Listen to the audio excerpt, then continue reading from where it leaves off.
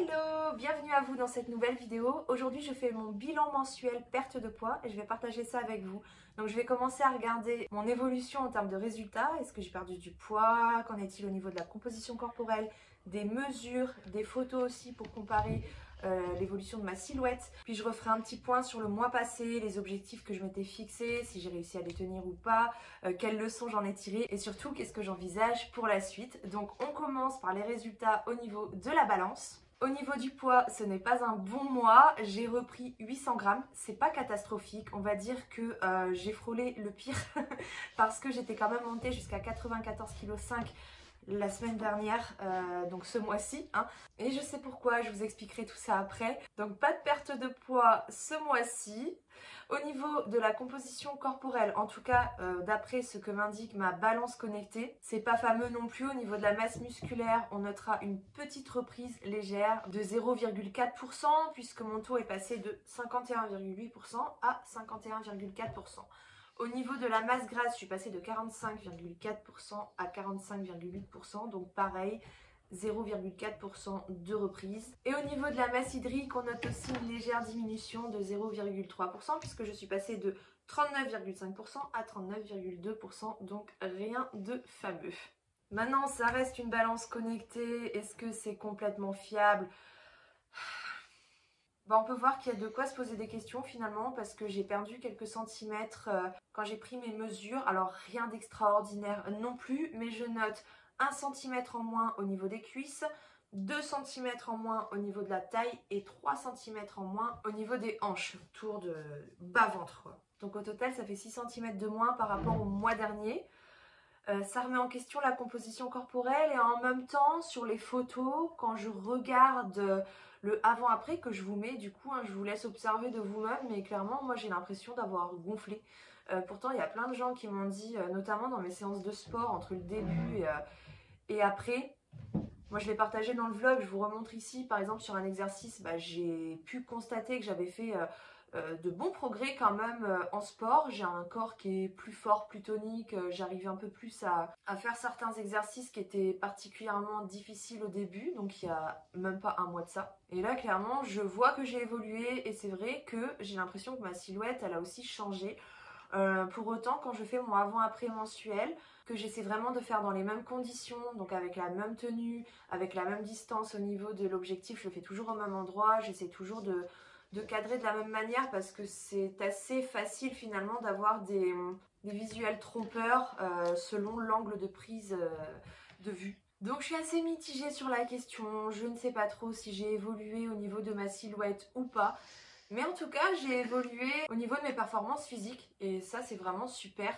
Alors en fait, ce qui s'est passé, c'est que j'ai commencé un programme sportif. Alors, ça faisait déjà quasiment 3 mois, 2 mois et demi, je dirais, que j'avais repris le sport. Mais j'avais commencé vraiment tout doucement. Mon but, c'était de viser uniquement la régularité, rien d'autre. Donc j'y allais 5 fois par semaine. Mais par contre, je faisais uniquement des séances de 7 minutes. Et vraiment que les sports que je voulais. Donc je pouvais faire du vélo d'appartement, je pouvais aller courir, je pouvais faire du HIIT, je pouvais vraiment faire tout ce que je voulais. Et puis finalement ce mois-ci j'ai décidé de me challenger avec le programme sportif T12S saison 8, la dernière saison de Move Your Fit. D'ailleurs si c'est un programme qui vous intéresserait, je vous mets le lien dans la vidéo puisque j'ai ma petite boutique. Donc moi j'ai suivi ce programme là, j'en suis à ma 4e semaine, hein. Nous sommes à ce jour mercredi, donc il me reste 2 séances pour terminer mon premier mois. Et effectivement je vois que ça m'a aidé à me tonifier, même si j'ai pas vraiment de différence flagrante sur ma silhouette. Moi je me sens mieux en fait dans mon corps aujourd'hui que le mois dernier parce que je sens que justement j'ai évolué, je suis plus forte, plus dynamique, j'ai plus de tonus en fait et moins de faiblesse dans certains mouvements. Et ça franchement c'est une très belle victoire et c'est très très important de voir aussi le positif, surtout quand on voit qu'on a repris du poids en un mois. Après je sais ce qui s'est passé, donc je vous explique. En fait le mois dernier je me suis fixé un nouvel objectif centré sur ma consommation de sucre.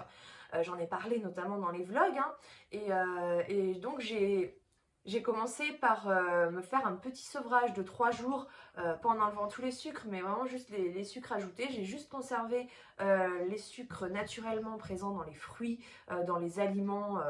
Il y en a un petit peu partout, hein, mais ça ne me dérangeait pas. Je voulais vraiment me sevrer des sucres ajoutés et surtout des boissons sucrées. Donc mon objectif, c'était d'arrêter de consommer des boissons sucrées, en tout cas au quotidien, parce que je partais du principe qu'il ne fallait rien supprimer définitivement.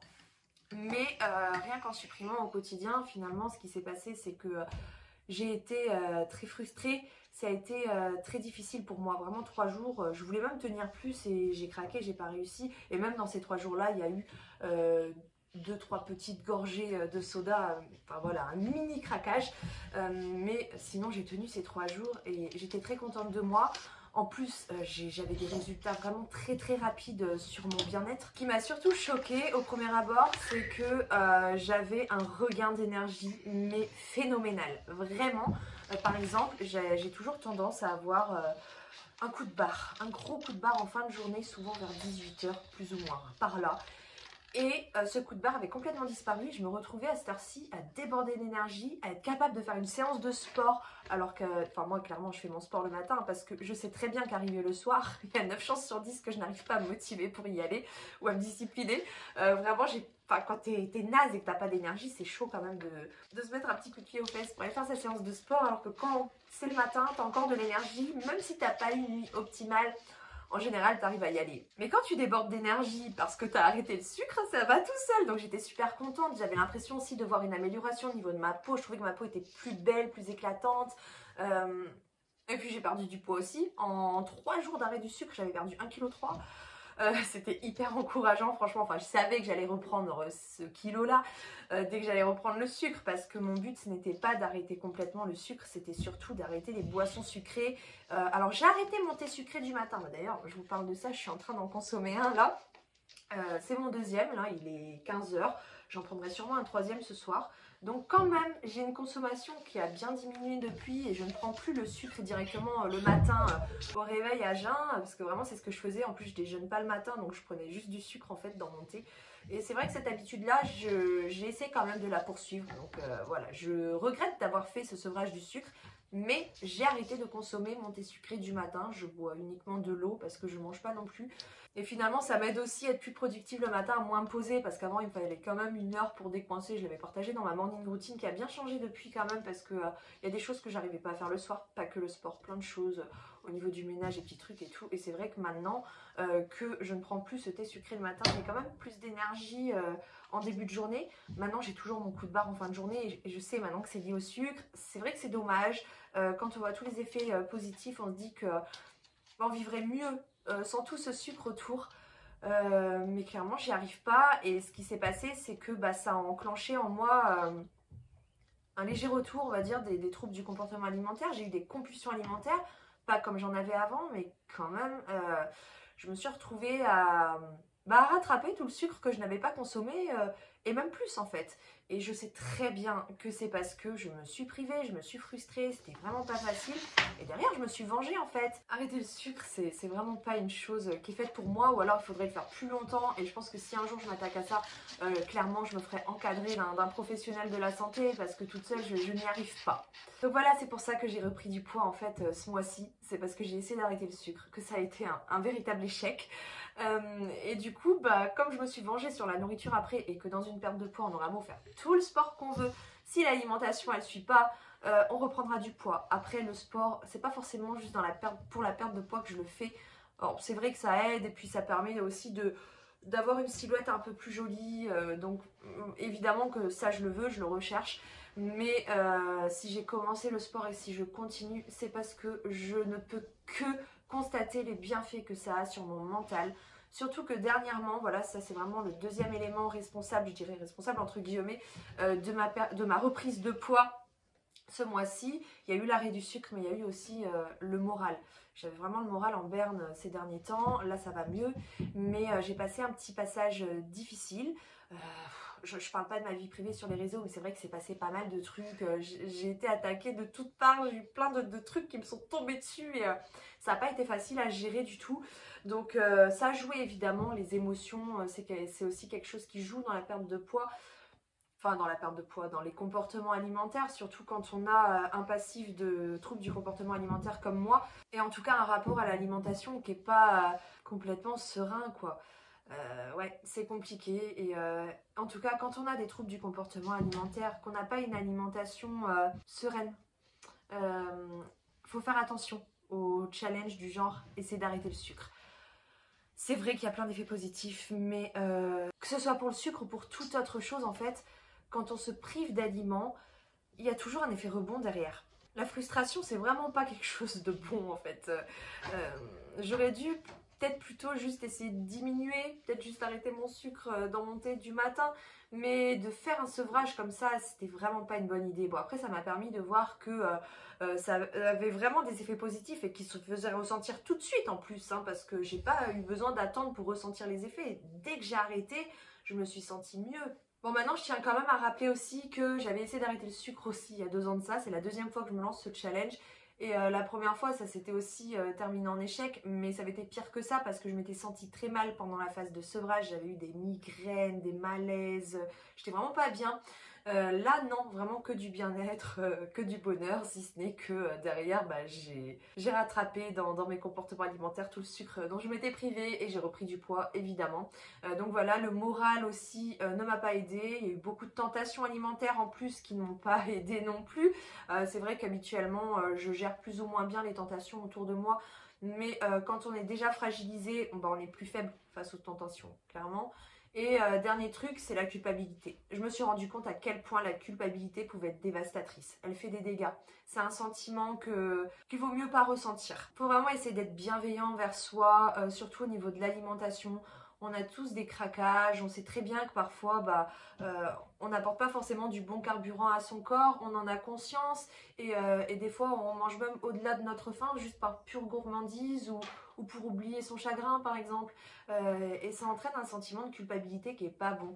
Faut savoir qu'on n'est pas les seuls à fonctionner comme ça et c'est pas en culpabilisant qu'on va avancer. Il faut vraiment essayer d'être plus indulgent vers soi et de se dire ok, j'ai craqué, c'est normal, c'est que quelque part j'avais un besoin auquel j'ai répondu, peut-être pas le besoin physiologique de consommer de la nourriture parce que il n'y a pas que cette histoire de carburant finalement, il y a aussi le fait de manger ses émotions par exemple et ça c'est quelque chose de très commun et ça répond aussi à un besoin émotionnel. Alors c'est vrai que ce serait mieux idéalement de combler ce besoin différemment que par la nourriture, mais c'est pas toujours évident. Quoi qu'il en soit, vraiment, je pense qu'il faut travailler sur la culpabilité. Essayer de la ressentir le moins possible. Et pour ça, ce que j'ai mis en place ce mois-ci, j'ai refait mon petit bullet journal. C'est vrai que je l'utilisais pas mal à une période lors de mon premier parcours et j'aimais beaucoup ça, puis j'ai arrêté. Et là, je l'ai refait. Et je l'ai refait depuis lundi, et je ne l'ai pas partagé parce que j'ai fait ça vite fait et que c'est pas du tout présentable, ni joli, ni rien du tout. Mais en tout cas, ça m'aide beaucoup de mettre les choses sur papier et d'une certaine manière. Et j'essaie de me concentrer sur le positif parce que voilà, je veux plus me mettre d'objectifs, en tout cas pour le moment, de challenge, d'objectifs d'action. J'ai toujours mon objectif de perte de poids. D'ailleurs, je l'ai changé, j'en ai pas parlé non plus, mais petit à petit, c'est un cheminement qui s'est fait aussi. C'est que je me suis rendu compte que ça ne servait à rien de viser un chiffre sur la balance.